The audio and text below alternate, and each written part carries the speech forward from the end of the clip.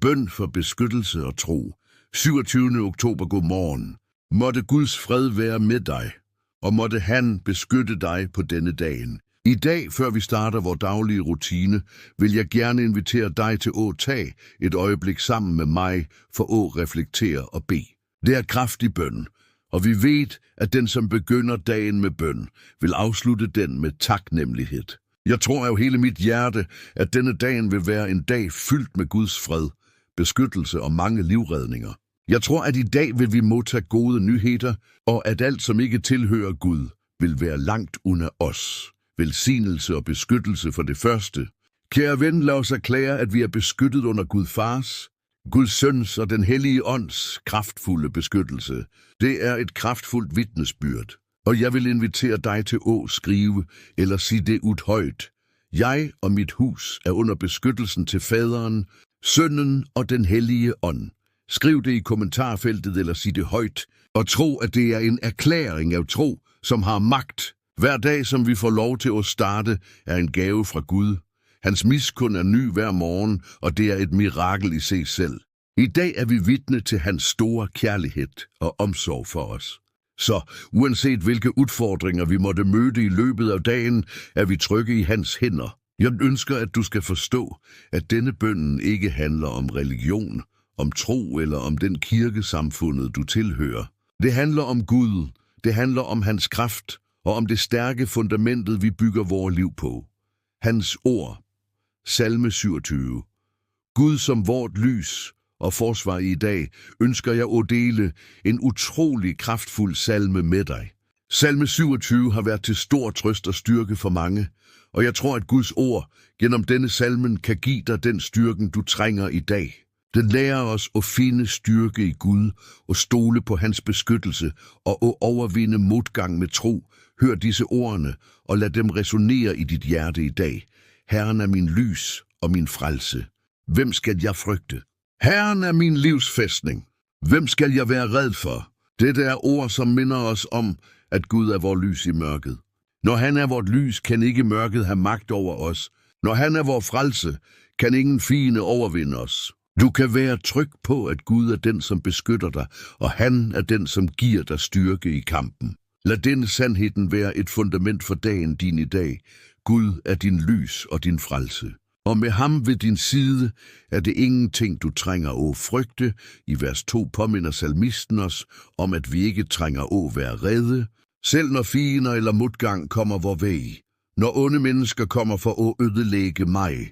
Mine undertrykkere og fiender er det de, som snubler og falder. Når vi har Gud som vor forsvarer, kan vi være sikre på, at vores fiender ikke kan skade os. Selvom stormer kommer, og selvom det kan se ud, som om det er en hel hær, som rejser sig mod os, er vi trygge under Guds beskyttelse. Han vil forsvare os. Jeg erklærer i tro, at du og din familie er beskyttet mod alt onde. En ting beder jeg Herren om, og det vil jeg søge, at jeg kan bo i Herrens hus alle mine dage, for at skue Herrens skønhed og meditere i hans tempel. Tænk på, hvad det betyder at bo i Herrens hus. Det betyder at leve i hans nærvær dag efter dag, og lade hans ord være vor guide. Dette er en bøn og må være i Guds nærhed hele tiden. Jeg beder for, at du skal finde styrke i hans tilstedeværelse i dag. At du kan hvile i visheden om, at Gud er med dig, og at hans beskyttelse er over dig. For på modgangens dag vil han skjule mig i sit skjul, i sit tempels inderste rum vil han beskytte mig. Han vil hæve mig op på en klippe. Selv på de vanskelige dage lover Gud at beskytte os. Han skjuler os i sit hus, i sit tempel, og hæver os på en klippe, som er stærk og urokkelig. Når verden rundt os kan virke usikker og fuld af udfordringer, kan vi være sikre på, at Gud er vor faste klippe. I ham finder vi fred og beskyttelse. Salme 124. Gud som vor befrier nå, vil jeg, at du skal høre på salme 124, som minder os om Guds kraft til at beskytte os. Når fiendene prøver at overmande os, når det ser ud, som om vi ikke kan komme os videre, der er Gud, der får at beskytte os. Om ikke Herren havde været med os, ville menneskene have slugt os levende. Tænk på det. Vi er ikke alene i denne verden. Gud er altid ved vores side. Og om ikke Herren havde været med os, ville de udfordringerne, vi møder, været langt mere, end vi kunne håndtere. Men velsignet være Gud, som beskytter os. Når vi ser på livet vort, kan vi være sikre på, at Gud har været med os gennem alle vores kamper. Velsignet være Herren, som ikke gav os som bytte for deres tænder. Han frelste os, og vi blev sat i sikkerhed som en fugl, som slipper under fangstmandens net. Gud har fri os fra farlige situationer, fra de nettene fienden prøver at fange os i. Vi har blivet reddet fra farlige steder, og Gud har løftet os ud af mørket. I dag erklærer vi, at vi er frie, vi er beskyttet, og vi er styrket af Guds kraft.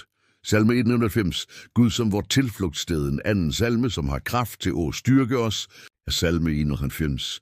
Denne salmen minder os på, at Gud er vort skjulested og vort tilflugt. Når vi bor i hans nærvær, er vi beskyttet. Den, som bor i den højeste skjul og hviler i den almægtige skygge, siger til Herren, min tilflugt og min fæstning, min Gud, som jeg stoler på. Måtte du finde fred i vidsheden om, at Gud er dit skjulested. Han er der for at beskytte dig, og i hans nærvær finder du tryghed. Når vi står i Guds beskyttelse, er vi uslåelige.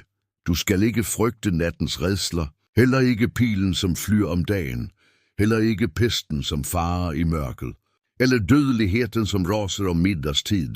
Gud beskytter os mod alt det onde, frygt, sygdom og alle de farerne, som kommer uventet. Du trænger ikke frygte, for Gud er med dig. Du er tryg i hans hænder. Den sidste bønnen, tro på Gud og hans beskyttelse nå, kære ven, ønsker jeg at afslutte denne bønnen med at bede den mest kendte bønnen, vi alle har, Fader vor. Vor far, som er i himmelen, helliget vorte dit navn. Kom med dit rike, sker din vilje, som i himmelen så på jorden. Giv os i dag vort daglige brød. Tilgiv os vore synder, som vi også tilgiver vore syndere. Led os ikke ind i fristelse, men fri os fra det onde. For riket er dit og magten og æren i evighed. Og vi siger alle sammen, Amen. Kære ven, jeg beder for dig i dag. Jeg beder om, at Gud giver dig styrke og beskyttelse. Jeg beder om, at han beskytter dig fra alt ondt og giver dig fred. Måtte din dag være fyldt med Guds velsignelse. Amen.